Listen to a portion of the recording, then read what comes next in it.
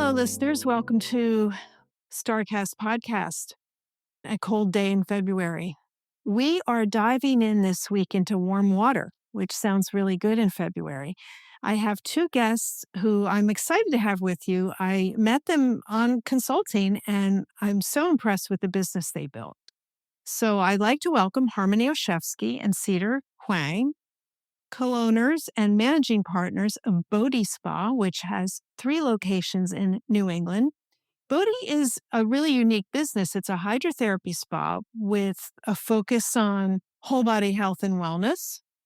They have a full menu of traditional spa services like massages and facials, body treatments, but they also have a very unique hydrotherapy circuits. And the business is so busy. They have recently opened their 3rd location, so I'm so excited to have them on to tell us about their journey. Thanks for joining us, ladies. Thank you so much for having us. Thank you. So let's go back to your early lives. I know you grew up in Nova Scotia, and I doubt either one of you envisioned co-owning a water spa. So tell us, how did you get here? What was the career journey for you? Yeah, so a little bit about our original grassroots kind of upbringing, which is interesting. Our family always incorporated sauna into our lifestyle. So it really wasn't a luxury. It was a part of our typical way of life. And, we experienced that with family, with friends. And our cold plunge, we incorporated as well into the sauna lifestyle via a snowbank or, a running stream through the woods on the property that we were growing up on.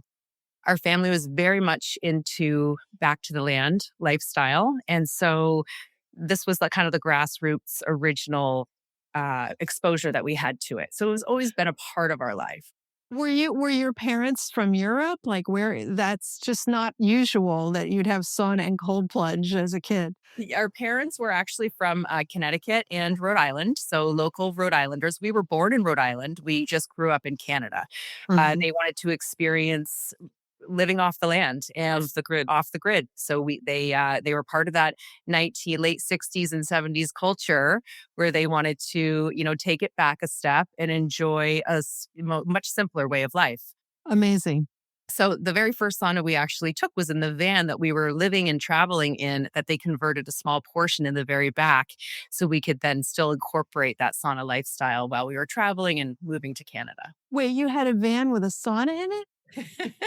Yes, truth. We had a van with a stove, which essentially with 4 walls and a stove and a curtain that kind of wrapped around that contained the heat, was our makeshift sauna. I mean, you could make it out of almost anything. We've saunaed in teepees growing up. We've saunaed in cabins. We've saunaed in a van before. So to us, this was not a really unique experience, and we could do it anywhere really. So we were open to a lot of different opportunities and ways of accessing that heat. I love that. How many siblings were there? There were 3 of us. There are three Uh-huh. of us. Uh-huh. So Cedar's the youngest, and then I'm the middle, and then we have an elder sister as well, Sarah. She loves saunas just as much. Yes. Well, that sounds so fun. 5 of you driving around in a van/sauna. So, um, Absolutely. this was happening in Nova Scotia. This was happening in Nova Scotia. And I think it And really, Maine. and Maine as well, as we were Mhm. making our way to Nova Scotia. And I think a big part of that experience, it really opened our eyes to wellness, and wellness as being part of your lifestyle and not necessarily a luxury. We also really loved complementary health. And my mother did a lot with herbs and natural medicine. And it really gave us that exposure at a young age that there were other ways of healing your body other than being in a clinical kind of setting. Clinical settings are excellent, and their medicine has, you know, so many people, and we acknowledge that. And but we love adding to it with complementary health. And I think that is what catapulted me, anyways, on my journey to the life sciences. I studied at the University of Guelph. I thought maybe I would be a clinician. I thought maybe a hospital would be a Mhm. place that I would, you know, explore. But after, studying for a few years, I realized that medicine wasn't my end goal. And I really wanted Mhm. to focus more on the complementary health and wellness. And then Cedar, on the other hand, So I was a boat captain A boat captain. Okay. And at the time there are more female captains now, but at the time I was the only female 12-meter captain in a world of boys. So that was rock star status. Just a little. Uh-huh. 12 meters. So that's like a 40-foot boat, basically. So 12 meters, it's a math formula, and it takes into consideration a lot of the different measurements on the boat. So nothing on the boat is 12 meters. It's sail area, depth, Mm-hmm. Mm.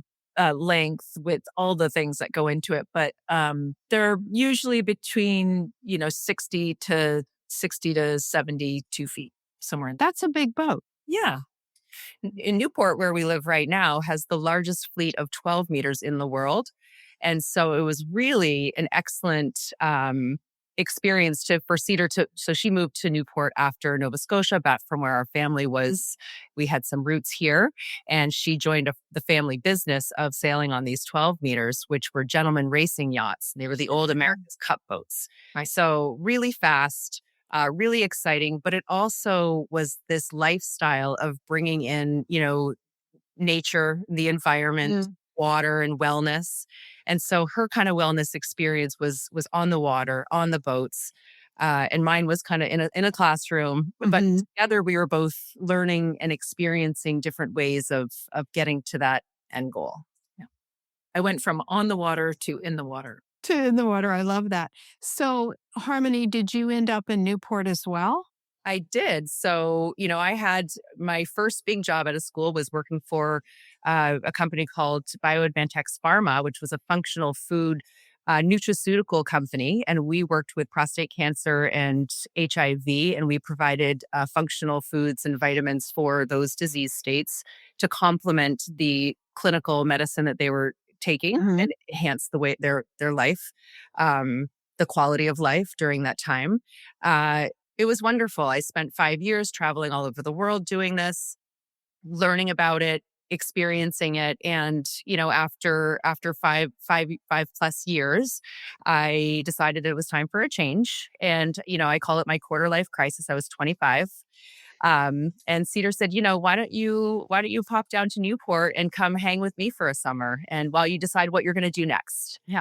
And I said, sure, let's do it. So we shared a room and her bed, actually. And I hopped on the 12s as well. So I started the charter race circuit, which was wonderful. And at the end of the season, everybody goes south, and then they go to Europe, and they travel all over the world on these boats. And if you're lucky enough to have the yachting skills that you can be of service to the crew and the captain, then you might get chosen to go on one of these boats and travel around. So this is well before Below Deck. The series like that. Right. Yes. But Cedar and I were both really fortunate to be able to travel to Europe and the Caribbean. And I mean, I've been to Panama and Central America and South America. I've been all over the world on these sailboats. And you get to really experience culture and community in a very different, unique way when you're arriving on a boat, and you have to immerse yourself, and you have to provision. And there's no concierge to help you. You are immersed in this community and way of life.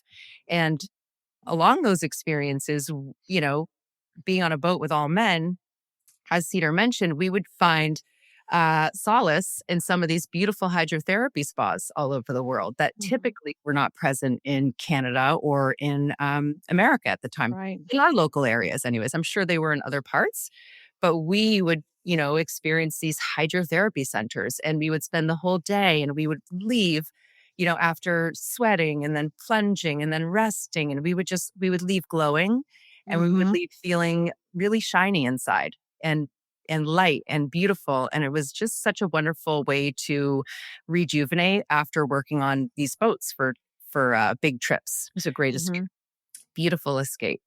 So that whole experience had a lot to do with just educating us on what other types of spa experience in this sauna culture world were happening outside of our little van and personal sauna back in Nova Scotia. So, Cedar, when you were both back on land at some point, who decided maybe we should make a business here? So that happened in 2012, and I was still a boat captain here in Newport, Rhode Island. Harmony had actually just moved. You just moved to Newport at that time with her brand new baby girl. And they took a trip out to Maui, Harmony and some girlfriends, and they had gone to this amazing, but very small rustic spa. I'm going to let you tell the story of that spa. So, yeah, so we were there with probably 8 of our best girlfriends from Toronto. And we brought our babies and we were just enjoying like the magic of Maui. It's a beautiful place. We were on the North Shore, and on the North Shore, near Jaws, the very famous surfing Mhm. break, there was this teeny little spa called the Zen Spa. And my aunt had booked it out for all of us. And we thought, wow, that's really exciting Nice. to get the whole spa for all of us. But when we got there, we realized it was like the teeniest little room. And we kind of looked around and were a little confused, but it had all the components. It had this 2-person infrared sauna. It had probably a 3-person, little hot tub that you could immerse in and get the water benefits.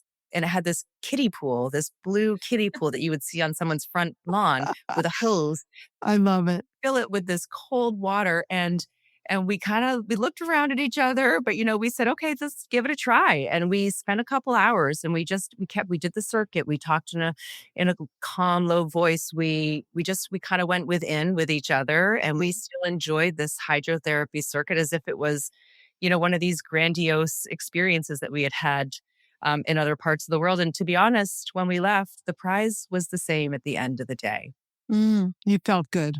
just as good. We were glowing. Our skin felt great. Our moods were lifted. And it was just such a pivotal moment, I think, for me personally, that as soon as we got back to the place that we were staying, I hopped on LoopNet and I just thought, wow, like I found that there was this building that was for sale in Newport. And I called Cedar and I said, do you want to do something crazy with me? I think we could do something a little better than the Zen Spa, but it doesn't have to be one of these, Massive undertaking. massive undertakings. I think we can do something in between. And I think it would be really beautiful for our little Newport community. I think it would do really well. And Cedar immediately, I call her my ride or die. She said yes. And I said, okay, Absolutely. thanks for believing. And let's talk when I get home. But that was the Maui moment, our aha moment. I love it. So you found a building. Did you end up with that building? How did that search go? We sure did. Yeah. We just went online, and Newport's a small town. So we actually bought the building for $300,000, if you can believe it, Amazing. which is peanuts in this town. I mean, I don't think you could buy a parking space for that much in this town anymore. And it just needed a lot of work. It was very run down, but that's exactly what we needed for where we were starting from.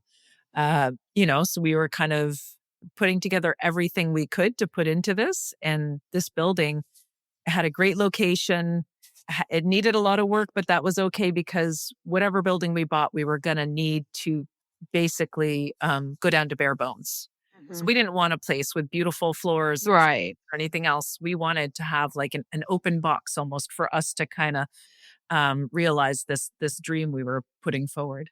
Well, I have to ask you how you got financing. I mean, It was tough. We came with a little bit of equity. We had a couple properties in Toronto that we had, flipped before moving down here. So that was excellent. We had between us, we had a little bit of money to put forward, which I think was helpful.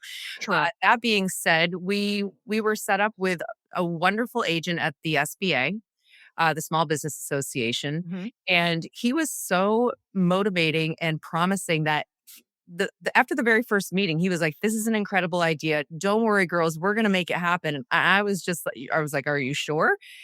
So his vote of confidence in the very beginning was incredible. We've never had anybody so in our corner, I don't think, since that day. I mean, people are very much in our corner, but we still have to prove the concept even still to this day, 13 years later.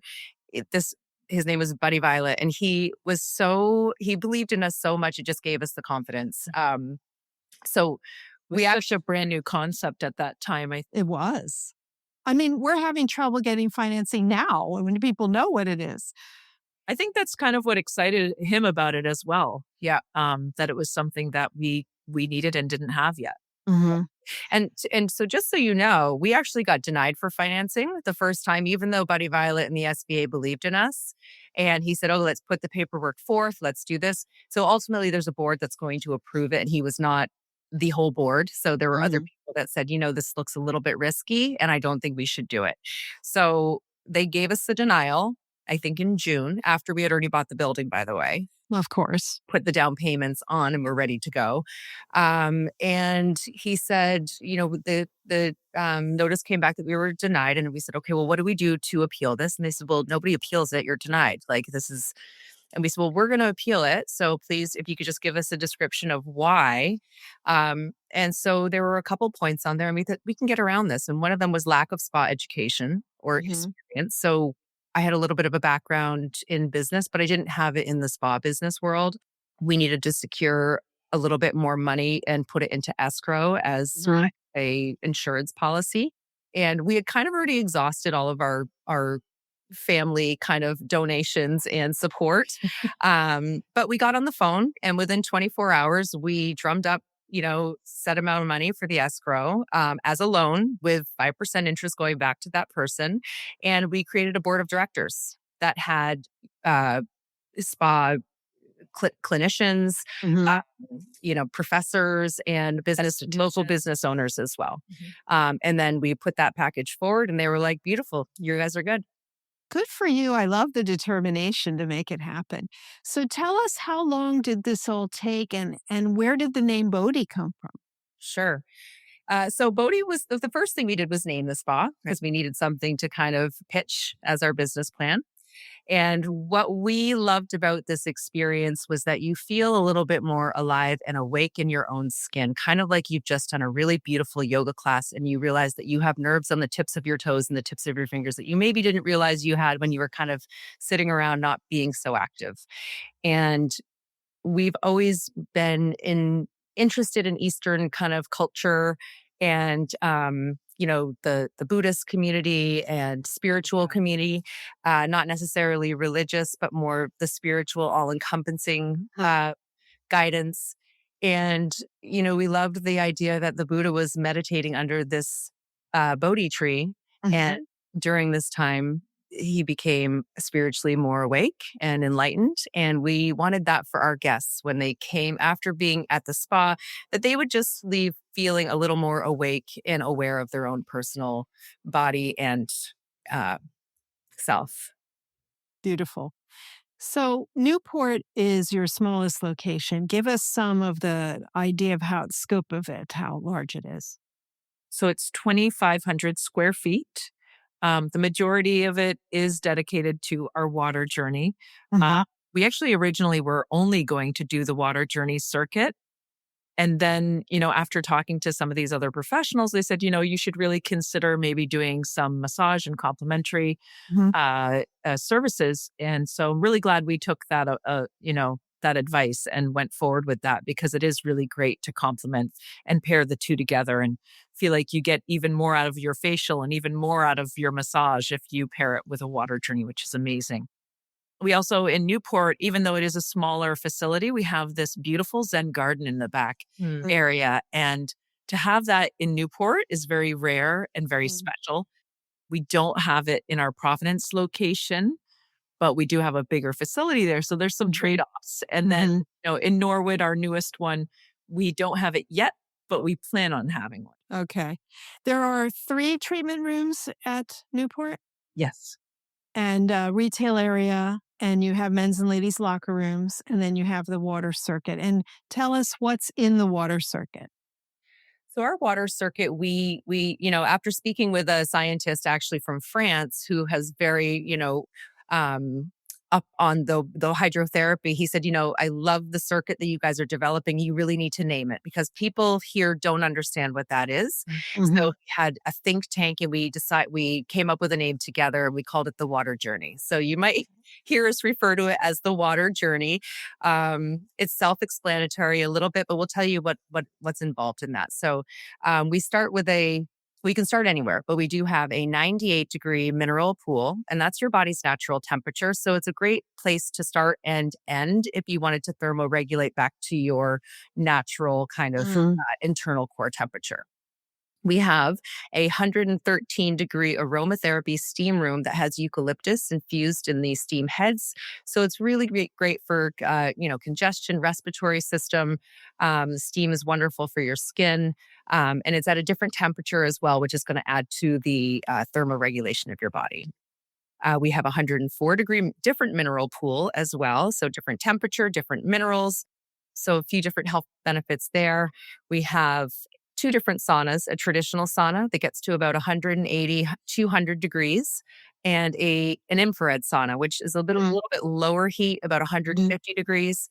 Both work a little bit differently, but at the end of the day, the mechanism's the same. It's heating your body up, it's facilitating sweat, it's improving circulation.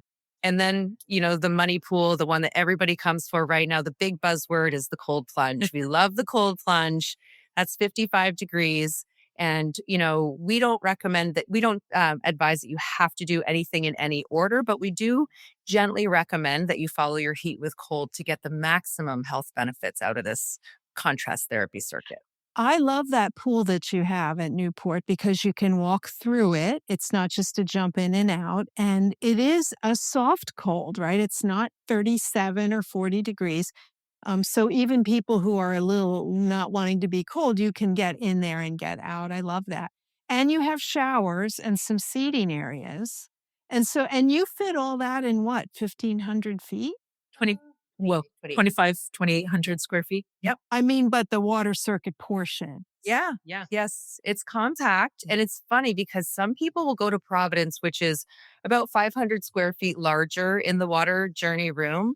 And they will say, this is smaller than Newport. And, Newport's much bigger. I don't know. It's perception, I guess. But we really worked a lot over the years on figuring out the amount of people that make space for that makes sense for the space.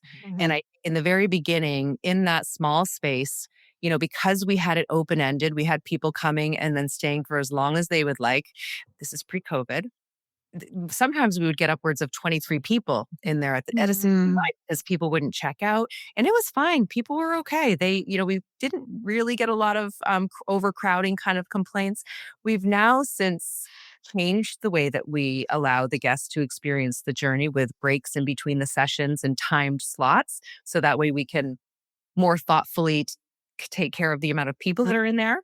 And 12 is the max that we allow in. And still get people saying it's too crowded, 12 people is too much. And it used to be double. It used to be double. It's changed since COVID has changed a lot of people's perceptions. Absolutely. And so we think that that's the shift, but we're shifting what people are looking for as well. So we're okay with it. That's why we've reined it back and adjusted.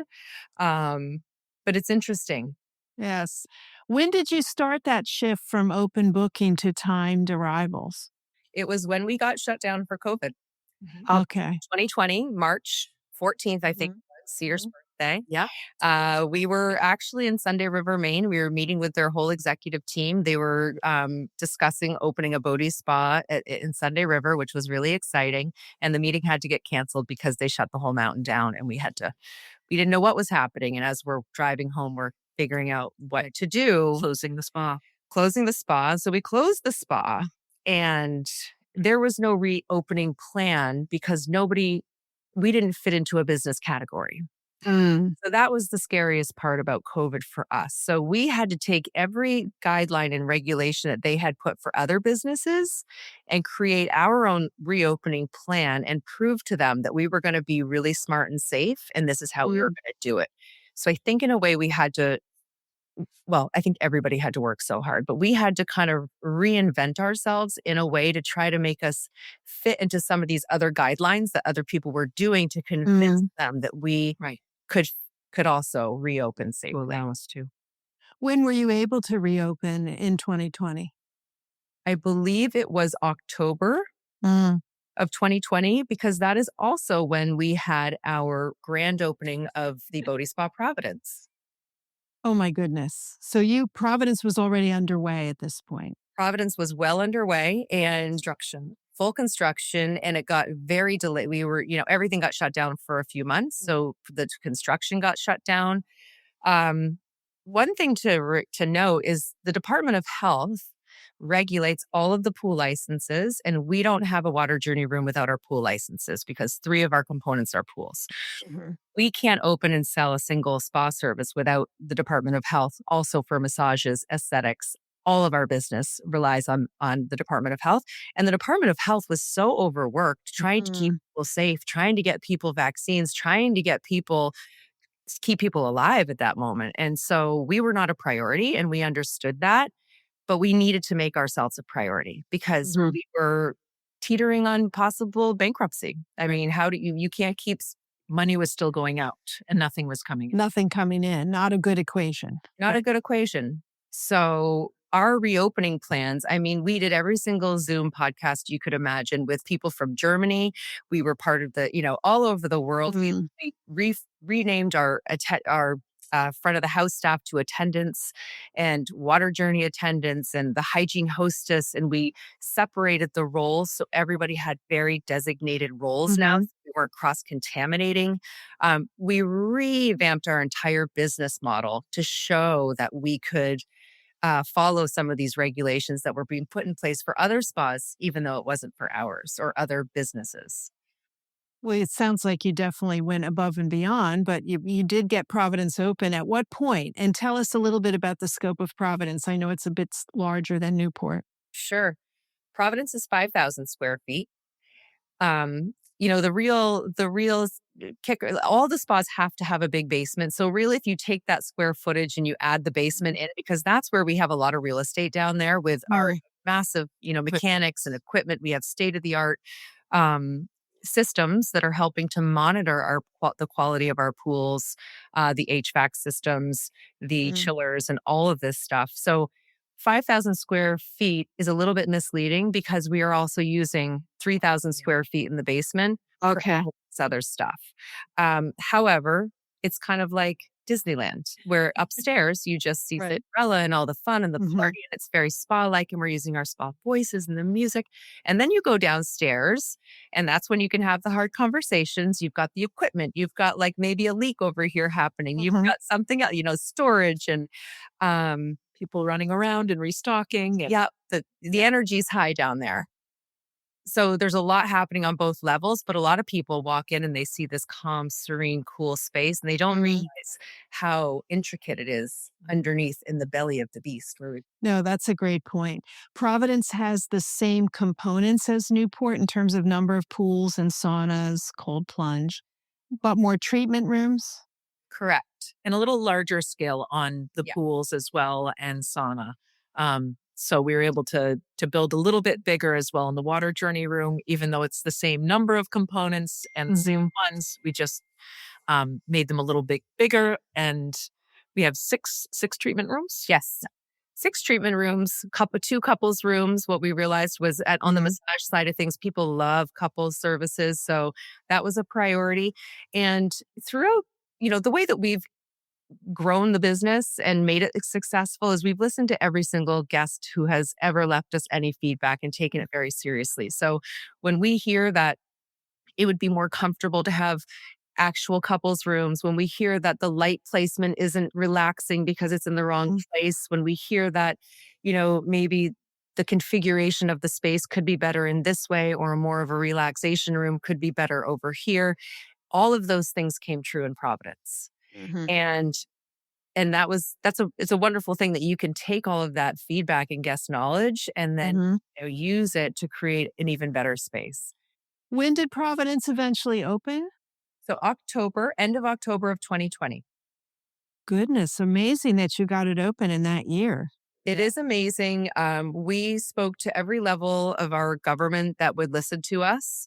Aside from tackling, one of the senators at a Newport film party, He almost did. almost, they heard us and they saw us, and everybody wanted businesses to reopen. It was the intention of the state was to get people reopening, and I think they saw our drive and our commitment, and they wanted to help us, and they saw how much we were willing to participate in whatever way that they told us to do. We did everything they said. We were, Mhm. fully in. And came with our own ideas as well. Yeah. So Providence opens October of 2020. Both now you've got the two locations running. there's two of you. How did you start to parse out like who goes where? Because that's a big step. 1 to 2 is a whole different animal. We tend to go at it in a partnership where she goes, I go. Um, if there were situations, normally we are together and we'll travel in a pack and we'll go to each location, make sure they're supported, and then, wherever is needed. But there were definitely times during this phase when we did have to separate because staffing was also a very difficult part of this. So Mhm, there were times where we're like, okay, you're going to be on the floor in Providence and I'll be on the floor mhm. in Newport to support. So we did have to separate for a little while, which is always tough for us. That's cute. So tell us about Norwood, location 3. You're humming along here. Your locations are as busy as imaginable. I recall that when I was working with you and I came to try to have a water journey, I couldn't even get an appointment. It was like, and you were taking at that point, I think 10 people per session, and there was no openings for days. And I'm like, what are these ladies doing? This is amazing. So, when did the idea for Norwood start, and why did you select that location, which for listeners is in Massachusetts, another state, which has its own set of complications? Yeah, I mean, I think after we had our big success in Providence and we realized that, even during COVID and through all of this hardship, we could open and we started to make money pretty soon after opening. I think it was 5 months maybe, and we were cash flow positive. It was a little longer than Newport or Norwood took just because of the COVID. timing. Yeah. However, I think that was really inspiring to us, and we always had the idea of the big 3. So that was always the original Mm, business plan because 3 different towns, 3 different demographics. If we wanna sell this business, it makes sense that we can present 3 different proven successes in 3 very different locations. So the timing seemed to make sense. We knew that it was going to take a while to find the building because that's one of the harder parts. So we mm, started looking probably in 2022, I would say, like mm, two short years after we kind of got it running. And the criteria was because, we are so hands on that it needed to be within 3.5 hours from our home in Newport. We needed it to be in, a somewhat, nicer area, not mhm, have to be affluent, but Accessible. we needed to be accessible for people that want to come and work. We realized after COVID and the staffing how difficult it was. We needed to also mhm, consider, are there going to be employees that will come and outfit this place, way out here in the boondocks or a little closer to an urban mhm, setting? So, all of those things kind of mattered. And especially what matters, as we've talked about, is the basement and the type of the building. So, is it 1 story or is it 3 stories? 3 stories doesn't really work when you're sinking pools in. One mm, story works better. Basements are our best friend. Parking is amazing. And so all of these factors played a part in it. Mhm. And Norwood is about an hour and 20 minutes from our house. It's exactly 30 minutes to downtown Boston proper. mm. It's on the public transit. It's right off of 95, which is a major highway going around Boston. And yeah, it checked a lot of the finance. It was a good price. But we looked at probably 50 buildings Yeah. until we found this one over the course of those 2 years. We almost signed on one, but we were going to have to build a parking lot across the street. So it was, Mm. we were having a tough time. And then this one just ticked all the boxes. So at this point, you have a successful business. You're buying the building. Do you get a loan for the building and then the fit out separately? I mean, what was the procedure for that? Yes. So we always buy our buildings. So that's always first step. We do kind of look at it as a package though. So we get all of the kind of construction docs, Mm, pricing on everything from soup to nuts with, the price of the building, the price of the construction, the drawings, the engineering. And then we kind of present it and go after the loans because we mhm. want to make sure that we're going to be able to get the loans for the construction as well. Even though we, kind of knew that the price was good and that it would work out, we still had to get all of those other items in place before really going at the loan at a whole scope. But I hope it was easier this time with your track record of proven success. Good, good. So I know you had some adventures with the Norwood building, the process. Can you share any of those? Yeah, I think We had adventures with each building. sure. Interesting. There was Asbestos, I think was asbestos. There was a car lift underneath the basement floor. So we called it the big dig. Kind of a A car lift, like had it been a garage or something before? or a gas station. way back when, which we had no idea because we knew it had been a medical building at one point. Did not expect the asbestos due to that. But then I guess even previous to that, must have been a gas station or mechanic's shop because underneath the bottom basement floor were these car lifts. So we had to like literally dig out So they found it when they were scanning? Yeah. so much of that because we have to add so much support into the basement that we need to make sure that it's going to hold and we can't have these gaps or holes kind of underneath that. So that was one of the big items that we found. I'll say. It's also it's a new state for us. So Mhm. with different regulations, they are much more adamant on the environmental side of things. So there were a lot of checks and balances on that. And then, whole new Department of Health as well to kind of figure out and navigate with. Amazing. And it opened, what, about a year ago, right? It opened in May of this year, or of Okay. last year, rather. Mhm. It's 2025 in May. Yep. And it's been a wonderful experience so far. And asking how we're managing these. So we have a general manager in each location. And so, and they have an assistant manager and then they have their full team underneath with leads and therapists and Uh-huh. trainers and great staff. And so that's essential. I mean, I think us trying to manage 3 locations at 3 very different areas, it just wouldn't set the business up for success. It wouldn't be fair to our clients. It wouldn't be fair to the business. You wouldn't get the attention and care that you needed. So we always say that we're trying to build a company and not just a small business. So we want to build infrastructure. We want to build the foundation. So that way Cedar and I can walk away and disappear and the Bodhi Spa will always be here because we built that intentional infrastructure to support it.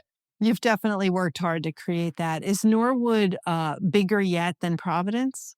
Yes, it is. It's 8,900 square feet, so almost 10,000, which would be twice the size of Providence. Like Cedar was mentioning, we had the phase 2 is we'll put the Zen garden out front, which we think is really important. But again, it's larger relaxation rooms, still 6 treatment rooms like Providence. They're all just a little bit bigger, a little more room to move around, a little like gender inclusive space in this one as well, which is I love that. and Larger on the pool side of things and the water treatment. Still same beautiful circuit, same minerals at all our locations, but a little larger on that scale as well. Well, wonderfully for you guys, the timing was probably amazing for Norwood because people know what these things are now, which they didn't with either of the other two. So, how quickly did Norwood get, busy and sought after? we still have a lot of room to grow. We don't do any paid advertising. So this is all based on word of mouth and social media. But we were cash flow positive in August. So Amazing. just over 3 months, which was we were able to exhale. And then we start building, which is wonderful. We invested, and you may remember, in a director this year who has been just a lifesaver for us. So she is overseeing the management in all 3, along with us, of course. We will always be involved. But she brings that Forbes 5-star training. And she is really working on, taking this recipe for success that we have and putting it in this beautiful package and just making it flow seamlessly through all 3 locations consistently as a brand. So that's been a really wonderful upgrade that we've added on this year. Good for you. Would you say that, I mean, you're looking at your model, the water circuit, the treatment rooms, the revenue from the water side is probably substantially larger than that from the treatment side. Do you think it's still important to have both? It's actually kind of almost on par, I would say, because what we've realized is that a lot of people, when they come for the water, they'll do a little add on with a massage. And that side of the business has certainly grown. And we would really love to see it continue to grow, because what we noticed was the massage side of the business opened a lot earlier than the water journey side of the circuit with, Mhm. or the service business with COVID. So we realized having these other revenue strains and opportunities Mhm. made a lot of sense. So there are spas that survive solely on facials. So there's no reason Right. our facial side of the business couldn't be just as effective and profitable, as well as the massage side, as our water journey side. So we're really focusing on developing those sides and creating beautiful protocols and beautiful services that can complement the water journey experience. Do you find that guests for the water journey are using the spa, or are they two different kinds of guests? We find they're using it. Yeah. Yeah. They Good.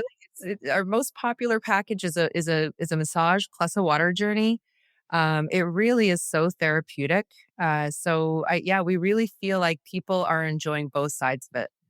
We get a lot of people too who come in and they've never experienced a water journey before. So they'll come in for a massage or a facial. And, we might give them a peek or a tour into that Mhm. space. And they're so blown away that the next time they come back, that's going to be a part of their journey.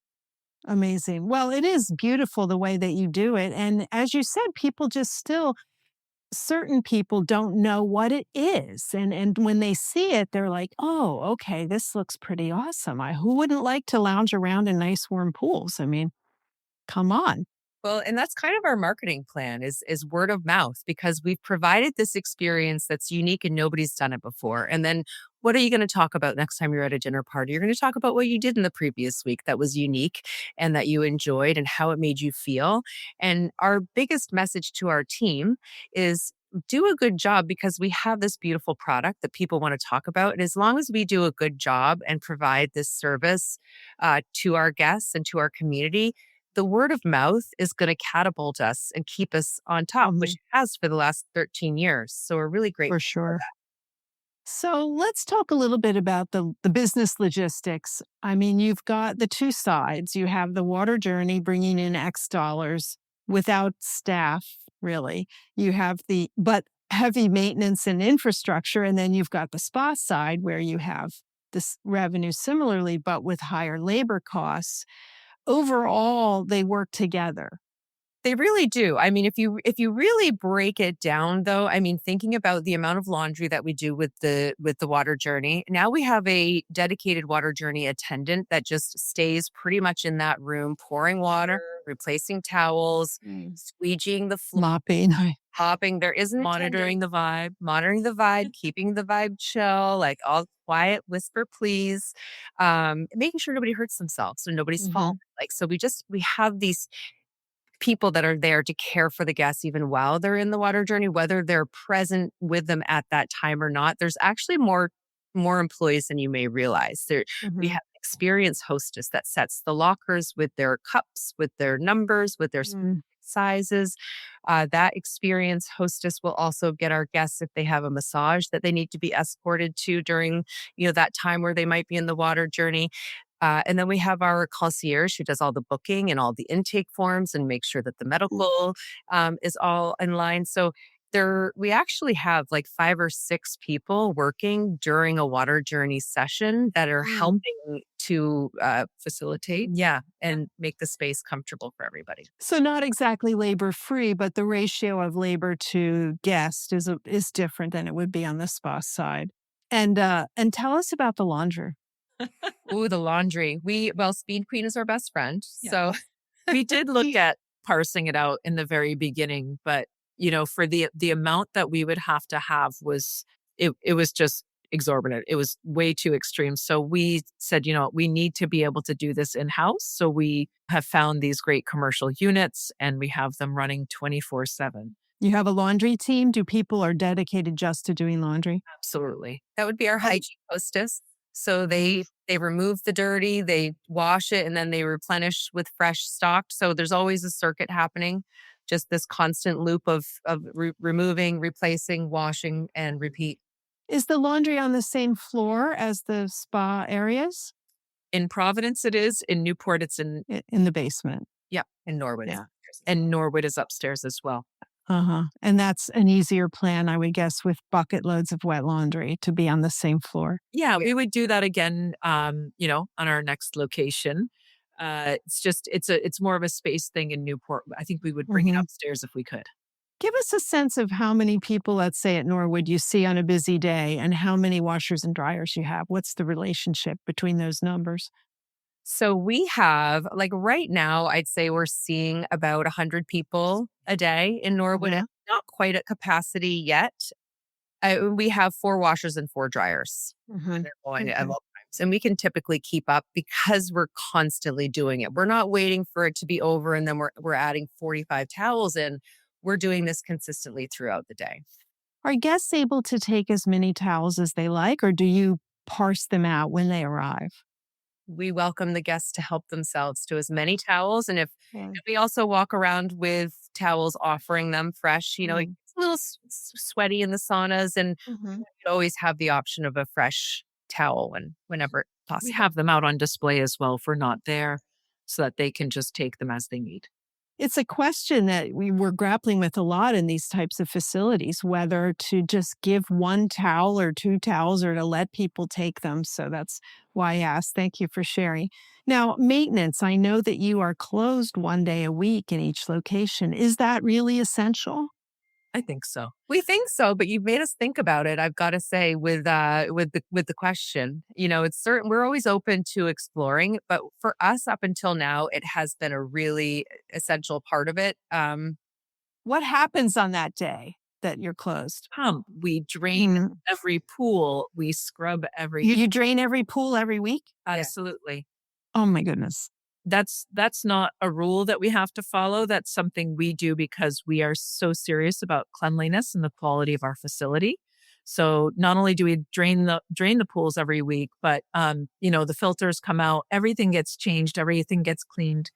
HVAC, pumps. There's so many different things. We have an entire Google Calendar with repeating items and then new ones that come up, on the monthly, annually as well.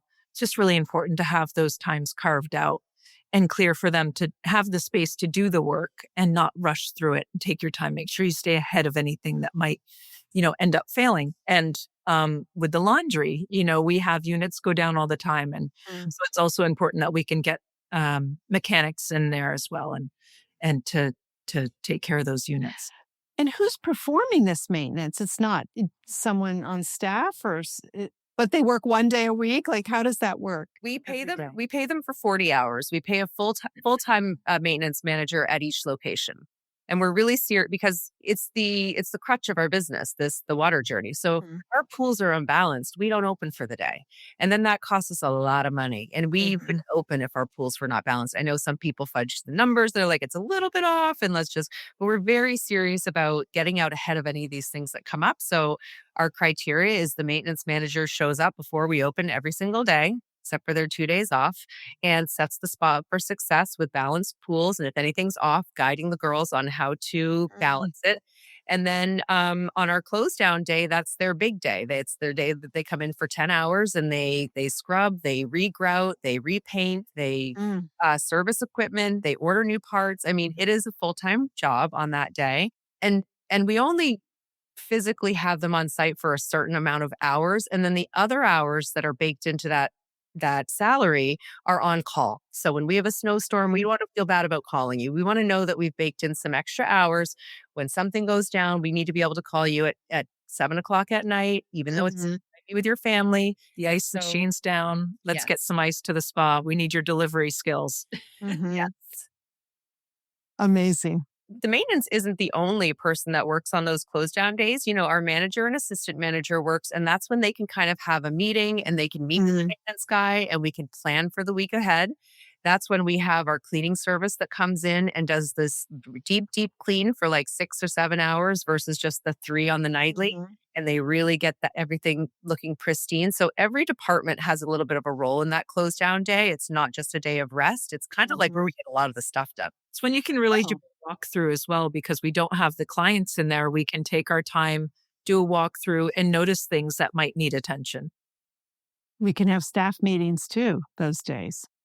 So, What's been the biggest surprise for you on this journey? Like looking back now on your 13 years in this business, what did you not predict when you started? How successful we would be. Uh-huh. I think so. That's a super one. I think Yeah. we just, I think our goal was to provide a service to our community in a business that A, we could feel really good about. B, that was something that we enjoyed being a part of and doing. So the wellness industry is just so wonderful. And then also to provide an occupation for us, something that we can be creative and have, a modest income and support add some sort of a support to our household income. We live on a small island, so you have to either create your own destiny or you work in a restaurant or a hotel or one of these kind of touristy attractions. And we just wanted to be in control of that, and it surpassed all of our goals. So it's been pretty incredible. Cedar, what are your thoughts? Very in line with that. And for me too, I was looking to step out of the sailing role because I did want to have a family. And at that time I hadn't had any kids yet. And I was looking to transition into something that would work better with that lifestyle. And Mhm. being a boat captain and pregnant is not the easiest thing. So when she brought that to me, I thought, you know, Harmony is a very driven person and she's a visionary. So when she brought the idea to me, I knew that this was my chance to really pursue something amazing that I would be passionate about as well because of where it was coming from in our history. And so yeah, it was really about making that switch. And then again, like the surprising part was the amazing success and also the amount that we affected people's lives. Some of our first clients were cancer patients, and it was so incredible to speak with them afterwards and to find out how much they felt we had helped them. And that was so special to us. Like that's it Mhm. still gets me just talking about it now because it was really incredible to feel that. And truly, like I think probably in our first couple weeks, like they were our some of our very first customers. I always say this that people come into the wellness industry from other walks of life and they just don't leave because you do get these great feelings of connection and help and community that you don't get when you work in an accounting office necessarily. So it is excellent. Looking forward, well, let's look back on one other issue. Anything you would do differently if you build a fourth Bodhi spa? Hmm. I feel like with the Norwood location, we've checked all of because we've built on this, Mhm. we've really checked all of the boxes. And one thing we didn't mention in Norwood is that we actually have two cold plunges this time. Yeah. Ah, I thought great. This is a pretty great one. And there's actually been a lot of research and science on women cold plunging versus men mhm, cold plunging. And what we love is that women don't necessarily, and it's actually not as good for us to plunge in such cold temperatures. It's too much of a shock. We can get hotter in saunas typically and mhm. regulate that way. But with the cold, it's actually not as beneficial to get that cold in the plunges. So now we have a colder, I'm not going to say men versus women, but it does kind of align with the science. So we have two Mhm. different temperature cold plunges in. I love that. We have a 45-degree and we have a 55-degree. So we want Mhm. it to be all encompassing and attainable for everybody to experience. So I think we would continue on with that model in the two cold plunges. Mhm. Um, what else would you I say? think another thing that we might not be looking to change. I think we really need Norwood to settle in for a while to see if there's anything else that we might change. With Providence, we definitely get different ideas from Providence and the way things are set up logistically that we were able to do in Norwood. So I think we have to kind of take a little pause and figure out, okay, Mhm. how does this configuration work? Is this the perfect way? Would we make any changes?